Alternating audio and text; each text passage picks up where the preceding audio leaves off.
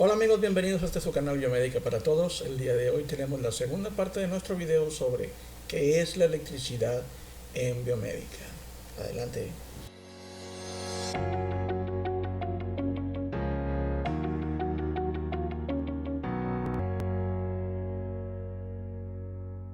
Muy bien, antes de continuar, deseo recordarles que todos estos videos son secuenciales. Esto es, olvidemos que los videos que hemos visto, que son temáticas de tecnología, son secuenciales. Desde el audio, la luz y ahora estos de la electricidad son secuenciales, por lo que iremos viendo algunos temas y mucho de lo que veamos en adelante va a depender de lo que ustedes hayan visto en los videos anteriores. Muy bien, si recordarán, en el video anterior les hacía comentarios de que existían 5 conceptos que eran determinantes para poder entender cómo se generaban la electricidad por medios físicos, que era el voltaje, la corriente, la resistencia, el magnetismo y la potencia. De todos ellos vamos a hablar el día de hoy en este video. Para poder entender cada uno de estos conceptos, como ya saben, vamos a hacer un poco de historia y etimología. Para poder entender estos conceptos nos tenemos que remitir a el otoño de 1881. En aquel entonces se presentó en París, Francia, la Exposición Internacional de Electricidad. En ella se presentaron todos los nuevos avances que se habían desarrollado con la electricidad, como fueron el foco de la lámpara incandescente de Edison o el tranvía de Siemens, en fin, varias cosas que llamaron mucho la atención. Cada país o cada región presentaba sus avances. Una de las cosas que llamó la atención a los científicos de la época es que hasta esa época, hasta ese momento, no existía un patrón o una unificación de valores con respecto a las potencias y funciones de la electricidad. Por lo que a raíz de esta reunión se desarrolló el Congreso Internacional de Electricidad. En este congreso se establecieron los valores para los diferentes elementos de la electricidad que ya se utilizaba de manera muy generalizada. Vamos a ver cada uno de ellos y por qué es que tienen ese nombre. Vamos a comenzar con el primero, que es el voltaje. Como ya vimos en el video anterior, el voltaje es la diferencia de potencial entre dos puntos, específicamente entre dos puntos de una batería o de un generador. La cantidad de electrones que existen en un extremo con referencia al otro extremo, eso es el voltaje. El voltaje recibe su nombre de Alessandro Volta, científico italiano que fue el primero en generar la primera batería. Lo que hizo fue acomodar diferentes placas de metal separadas por piezas de cuero embebidas en un químico que permitía la separación de la electricidad o los electrones. El voltaje se representa con la letra V, aunque a veces también se representa con la letra E mayúscula, que significa fuerza electrovoltaica o fuerza electromotriz. El segundo de estos conceptos es la corriente.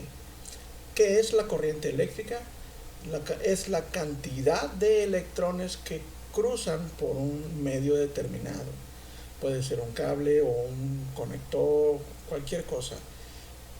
La corriente es la cantidad de electrones que pasan en un determinado tiempo y recibe su nombre del científico André Marie Ampère, científico francés que trabajó intensamente en la relación que existía entre los conductores eléctricos y los campos magnéticos.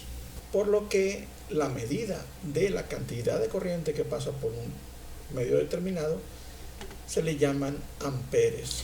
Los amperes se representan con la letra A, pero también, como en el caso del voltaje, también pueden ser representados con la letra I.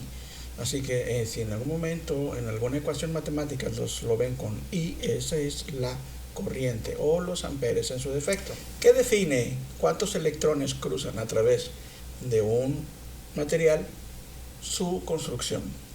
A partir de este momento vamos a hablar acerca de diferentes componentes que forman los circuitos eléctricos o electrónicos. Hoy día podemos considerar que un circuito es algo que conocemos bien, pero hay elementos en su construcción que tenemos que considerar de manera independiente.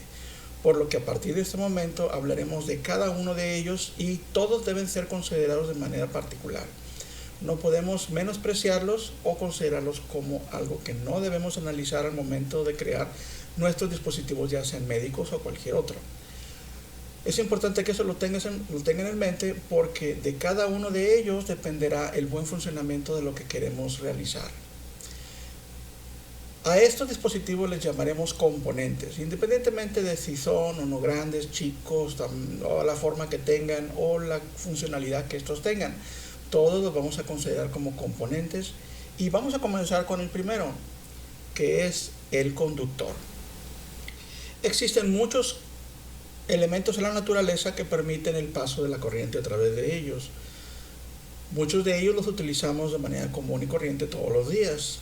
Actualmente es muy fácil saber que un cable de cobre permite el paso de la electricidad. ¿Qué es lo que hace que pase la electricidad a través de ellos? Es el movimiento de electrones dentro de ellos. Para esto tenemos que entender cómo es que están compuestos. Y para esto tenemos que entender dos reglas principales. Dos, que son su material, y dos, algo llamado ley de octeto.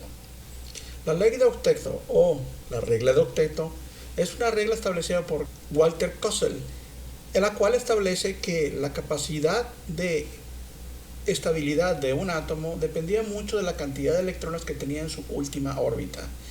Por lo tanto, mientras más electrones tenga en su última órbita, más estable es. ¿Hasta cuánto? Hasta 8. Esto es que si buscamos un material que permita el paso de los electrones, tenemos que buscar materiales cuya última órbita tenga una cantidad de electrones menor a 8.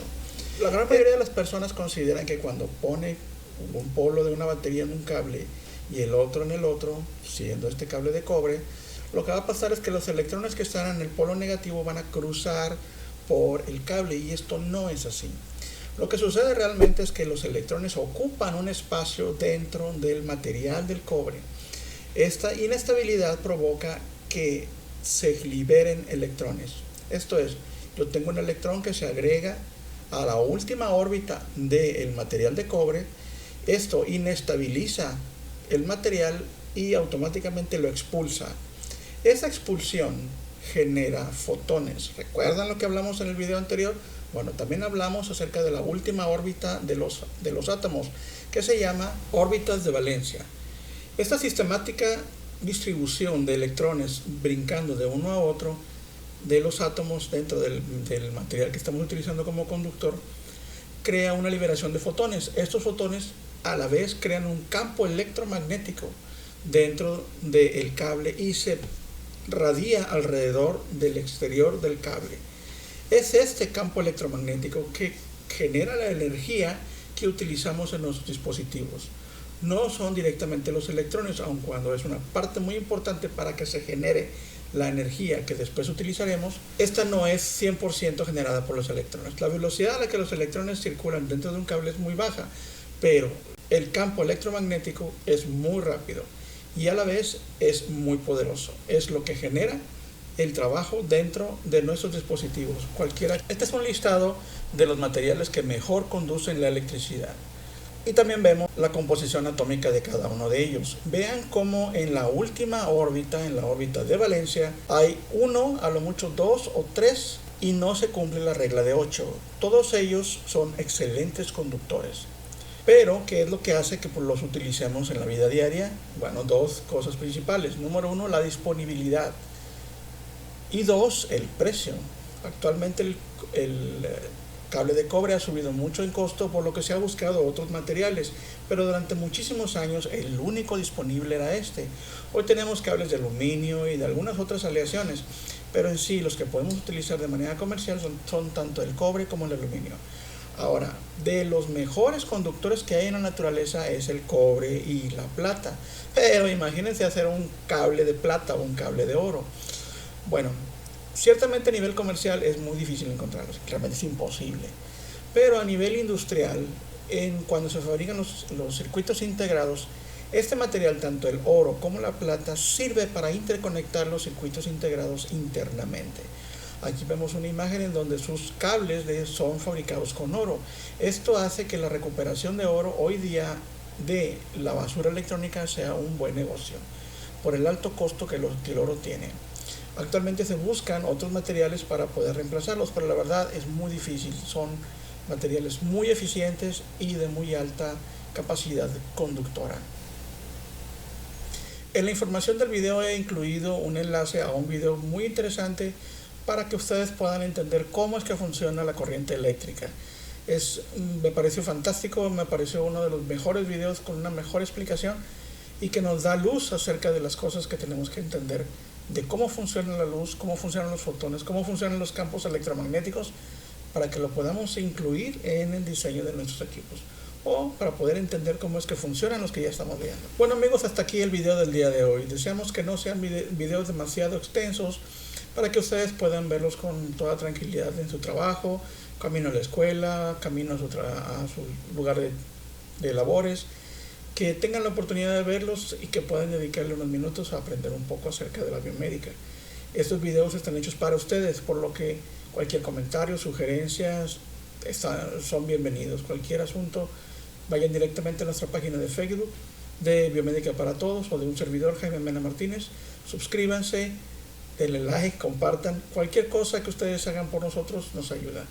Si hay un tema que ustedes esperan que incluyamos en estos videos, con todo gusto haremos un espacio para poderlos incluir. A partir de esta semana haremos videos un poquito más prácticos, nos acercaremos más a los equipos y iremos viendo algunas funcionalidades, algunas cosas básicas y comenzaremos a ver algunos videos referentes a la vida del biomédico, de cosas que yo creo y he vivido y son importantes para todos. Gracias por su atención, nos vemos en la próxima.